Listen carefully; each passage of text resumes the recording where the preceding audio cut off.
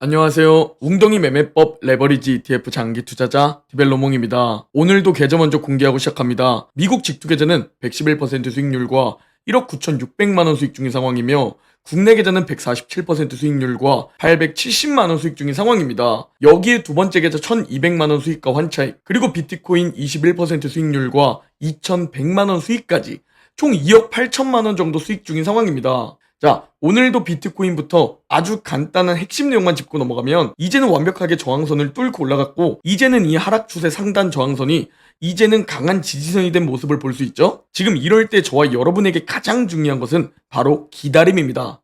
정확히 언제 상승을 시작한다, 정확히 어디까지 오를 것이다 라는 거짓말을 할 수는 없지만, 기다리면 지금은 상승할 가능성이 높다 라는 관점으로 저는 상승을 기다리고 있습니다. 그리고 상승을 언제 시작할지 과거 패턴을 살펴보면 대선이 끝나고 난 뒤 본격적인 상승이 시작된 모습을 볼 수 있습니다. 2012년 대선이 끝난 후 무려 1년 동안 10,000% 상승했으며, 2016년 대선이 끝나고도 무려 1년 동안 2,576% 상승했습니다. 그리고 4년 전 2020년 대선이 끝난 뒤 1년 동안 393% 상승한 패턴을 볼 수 있죠. 그리고 이제 곧 2024년 대선입니다. 이 대선이 끝난 뒤 1년 동안 상승해 주길 바라고 있죠. 그러나 여러분들도 아시겠지만 예측은 무의미입니다. 결국 상승 시기와 어디까지 상승할지는 맞출 수 없습니다. 그러니 우리는 인내심을 가지고 지금보다 더 오를 만한 자산을 가지고 기다릴 뿐입니다. 자, 그리고 미국 증시 흐름이 심상치 않습니다. 저는 개인적으로 결국은 강세장이 지속될 거라 보지만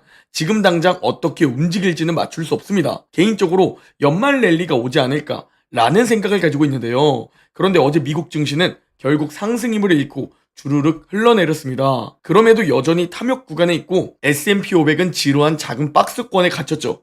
이런 지루한 작은 박스권을 형성하면서 기간 조정, 가격 조정을 겪고 결국은 다시 또 신고가를 경신하는 패턴을 보여주죠. 반대로 나스닥은 이제야 신고가를 경신하나? 라는 기대감을 심어주었지만 어제 결국 하락으로 마감했고, 장후 마소와 메타의 실적 발표 후 더 크게 하락하고 있는 상황을 봤을 때 좀 더 우리에게 인내심이 필요해 보입니다. 그리고 현재 57의 탐욕 구간에 위치해 있는데 오늘 추가로 하락하게 되면 이게 중립까지 내려오지 않을까 라고 생각하고 있고요. 자, 오늘 가장 중요했던 이벤트는 바로 시장이 끝난 뒤 발표되는 마이크로소프트와 메타의 실적 발표였습니다.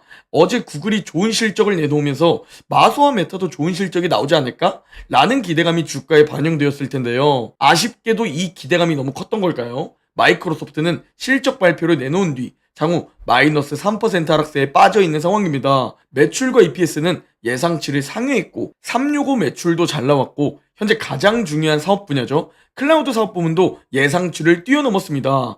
그런데 주가는 마이너스 3% 하락하고 있죠. 심지어 상승하다가 갑자기 급락한 모습을 볼 수 있는데요. 시장의 기대감이 그만큼 컸는데 그 기대감을 충족시켜주기 위해선 아주 좋은 실적을 내놨어야 했는데 적당히 좋은 실적을 내놨다는 겁니다. 즉 귀에 걸면 귀걸이, 코에 걸면 코걸이라는 것이죠. 그리고 이는 메타 실적 발표에서도 볼 수 있습니다.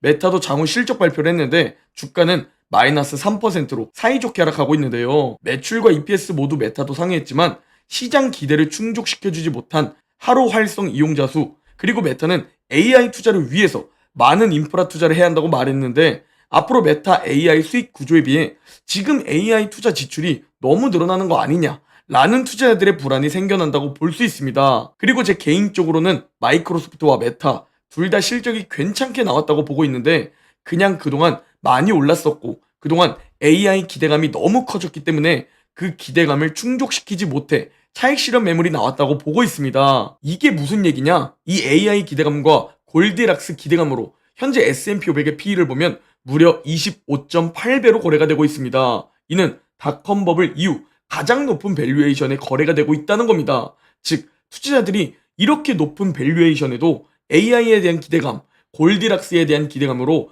더 상승할 것이라고 생각해 매수를 했다는 거죠. 그래서 요즘 이런 얘기들도 많죠.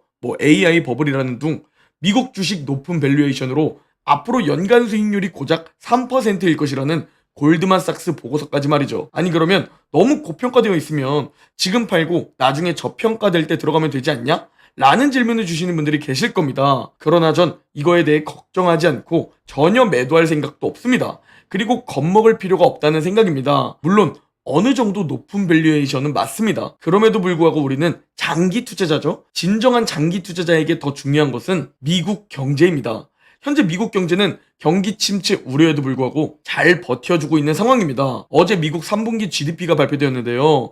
예상치 2.9%보다 낮고 저번 분기 3.0%보다 낮게 나온 2.8%로 발표가 되었습니다. 그럼에도 장기 평균 추세인 1.8%보다는 훨씬 높은 수준의 GDP 발표를 볼 수 있습니다. 즉, 미국 경제는 다행히 잘 버텨주고 있다 라는 관점으로 저는 걱정 없이 계속 투자를 이어가고 있습니다. 지금 이런저런 핑계로 웅덩이가 파인다면 여러분은 지금 이 산책 이론을 꼭 생각해 보셔야 합니다. 경제가 잘 버텨주면서 상승하는데 주식시장은 변동성이 크기 때문에 위로 갔다가 아래로 갔다가 움직이지만 결국은 주인인 경제를 따라서 올라간다는 것이죠. 지금 저는 마이크로소프트와 메타 역시 결국 실적 자체를 나쁘게 보고 있지 않습니다.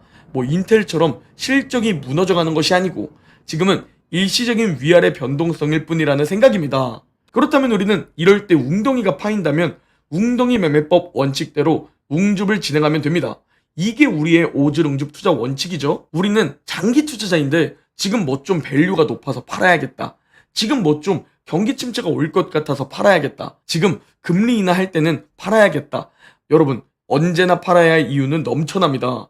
코로나 때 팬데믹이라고 매도했다면 최악의 선택이었을 것이고 2022년 하락장 역시 경기 침체가 걱정되어서 팔으셨다면 저점에서 매도를 하는 최악의 선택이었을 겁니다. 여러분이 진정한 장기 투자자라면 최대한 오래 보유하시면서 웅덩이가 파일 때마다 매수를 해야 합니다. 그래야 비로소 여러분이 원하는 그 목표 자산에 도달합니다. 이런저런 핑계로 팔았다 샀다를 반복하면 여러분이 원하는 경제적 자유는 물론 여유 있는 삶도 살아갈 수 없을 겁니다. 저는 요즘 제 계좌와 제 자산을 보면서 조금씩 복리 효과가 느껴지고 있습니다.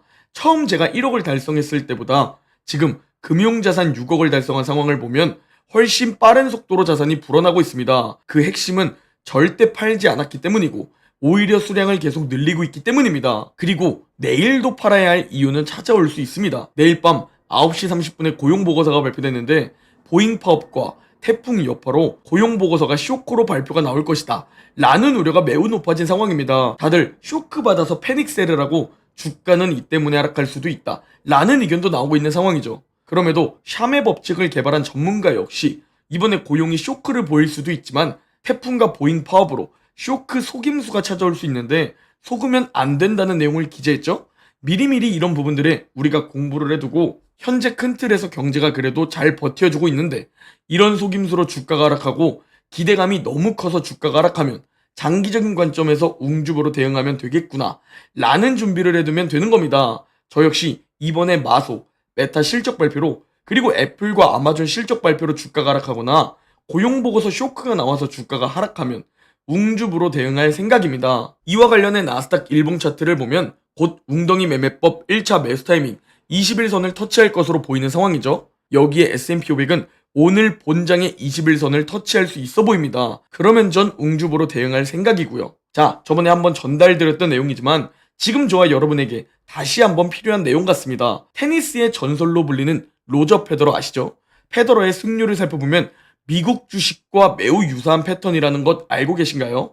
즉 핵심은 작은 성공을 지속적으로 쌓으면 이게 큰 성공, 높은 확률로 연결된다는 것이며 이게 높은 성공 확률을 가져다 준다는 겁니다. 페더러는 선수 생활을 하면서 무려 1526경기를 치렀다고 합니다.